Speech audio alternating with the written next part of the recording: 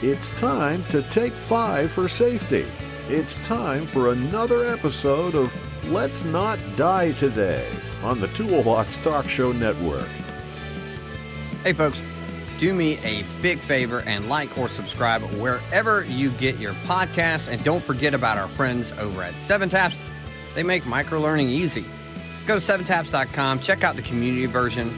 If you love it, and you will, get the pro version. But before you buy, go to toolboxtalkshow.com/training and get all the bonuses we have for you.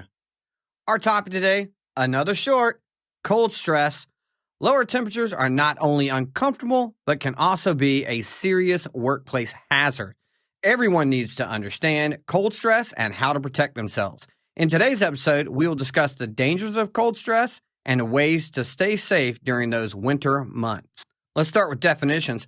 Cold stress occurs when the body's core temperature and the temperature of the skin drop below the normal range. These conditions can result in serious injuries or even death. Types of cold stress can include immersion, trench foot, hypothermia, and frostbite. Let's talk about each one of these. Trench foot is a non-freezing injury of the feet caused by prolonged exposure to wet and cold conditions. It can occur in temperatures as high as 60 degrees Fahrenheit if feet are constantly wet. Wet feet lose heat 25 times faster than dry feet. Symptoms include reddening skin, tingling, pain, swelling, leg cramps, numbness, and blisters. First aid? Call 911 immediately or seek medical assistance as soon as possible. Remove wet shoes and wet socks. Dry the feet, keep them elevated, and avoid walking on them. Hypothermia. Hypothermia occurs when the average body temperature, 98.6 degrees Fahrenheit, drops to less than 95 degrees Fahrenheit. Exposure to cold temperatures causes the body to lose heat faster than it can be produced. Prolonged exposure to cold will eventually use up the body's stored energy. The result is hypothermia or abnormally low body temperatures.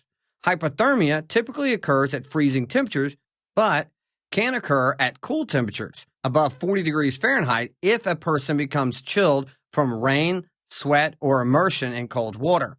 One of the minor symptoms includes uncontrollable shivering. Although shivering indicates that the body is losing heat, it also helps the body warm itself. Moderate to severe symptoms of hypothermia are loss of coordination, confusion, slurred speech, slowed heart rate, labored breathing, unconsciousness, and possibly death. When the body temperature drops too low, it affects the brain, making the victim unable to think clearly or move well. These symptoms make hypothermia particularly dangerous because a person may not know what is happening and won't be able to do anything about it. Frostbite.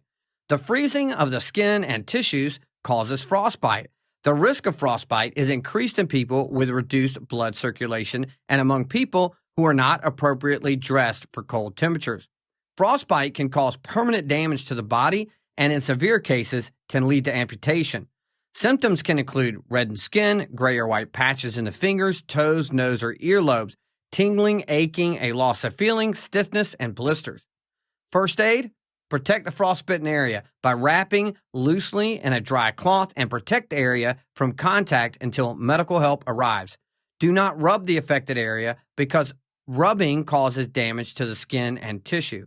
Do not apply snow or water. Do not break blisters. Do not try to rewarm the frostbitten area before getting medical help. For example, do not use heating pads or place it in warm water. It is safer for the frostbitten area to be rewarmed by medical professionals. More tissue damage will occur if a frostbitten area is rewarmed and frozen again. Give warm, sweetened drinks if alert, but no alcohol. Preventing cold stress. Anyone exposed to working in cold environments may be at risk of cold stress. When the weather is cold, your body has to work harder to maintain its core temperature. As temperatures drop and wind speeds increase, our bodies lose heat more quickly.